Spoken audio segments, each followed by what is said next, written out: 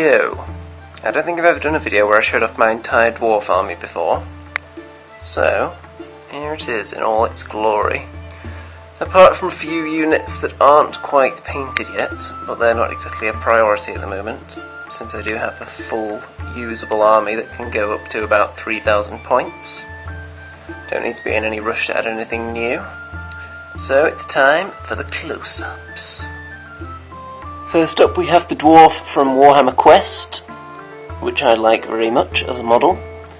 Painted that about 12 years ago maybe. Runesmith, metal, partially painted about 12 years ago and the rest was finished last year. The annoying thing about this guy, the back of his cloak constantly seems to chip. So it's got about 18 layers of varnish on it right now. So we shall see. Next up, Dwarf Lord. Again, painted way back, about 12 years ago. A more recent purchase, the Anvil of Doom. This was about 6 or 7 months ago maybe I painted this. Got that on eBay. Battle Standard, who still doesn't have anything on his banner. Maybe one of these days I'll be brave enough to stick something on there. Engineer, painted a very long time ago also. If I didn't mention, the Battle Standard was painted last year. 2 Slayers from the Battle for Skull Pass set. One of them converted to have bigger axe heads, and, notably, a larger posterior. Those were painted last year. Here are some Quarrelers. Most of these were painted quite a long time ago, but you will notice some of the more recent dwarf models in the front rank. The ones with the slightly more dynamic poses. There's 4 of those in there, which I think add a lot to the unit. Here we have some dwarf warriors with hand weapons and shields. This was the first regiment I ever painted for dwarves. So this was about 12 years ago. If you see any flaws in the paintwork on them, that is because they're incredibly old and I hadn't got the knack for painting dwarves yet. So you'll have to forgive me. I still think they look quite nice though.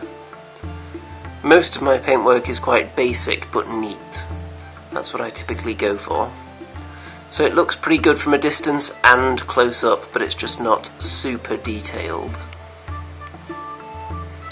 Here we have a larger block of warriors with great weapons.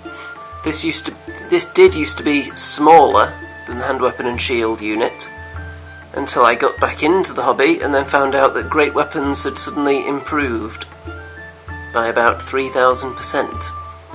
Back when I used to play, great weapons always striking last was a very bad thing because the front rank would be wiped out in the first round of combat, which was made more likely by the fact they didn't have shields, and then you wouldn't get to hit back very often.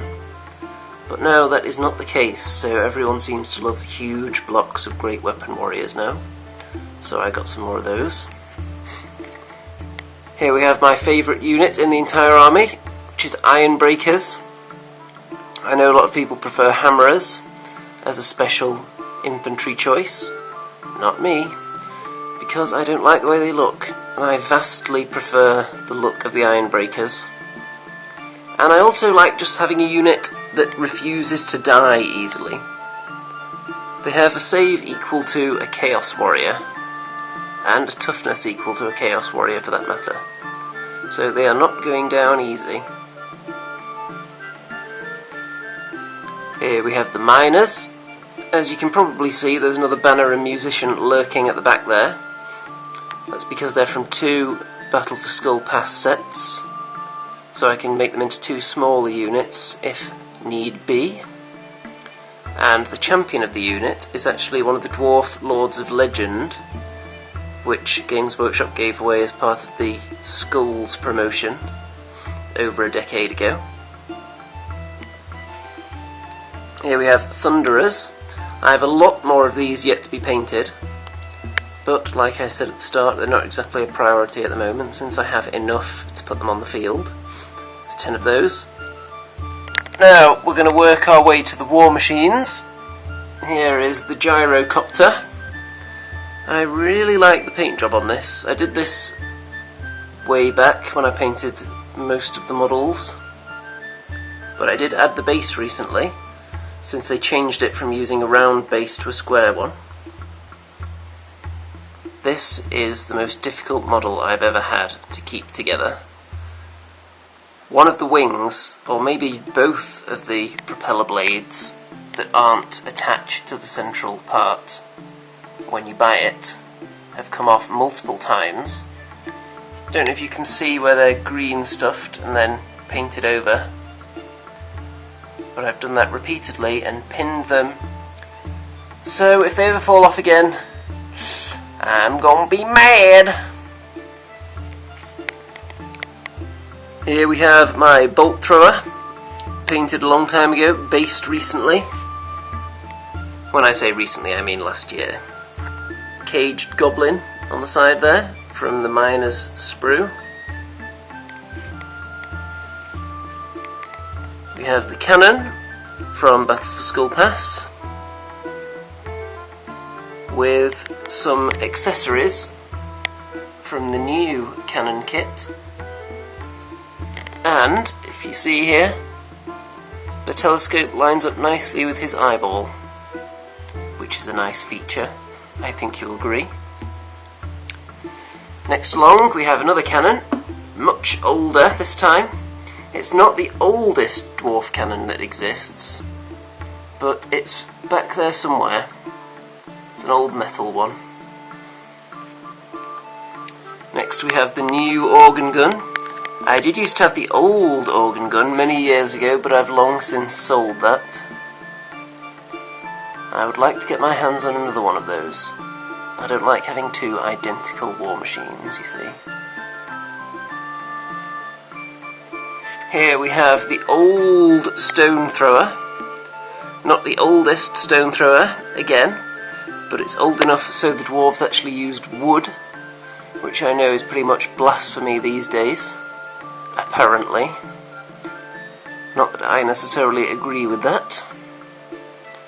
But anyway, that's the entire army that's painted. Give you another wide shot of this. Drink it in. All the dwarfy goodness.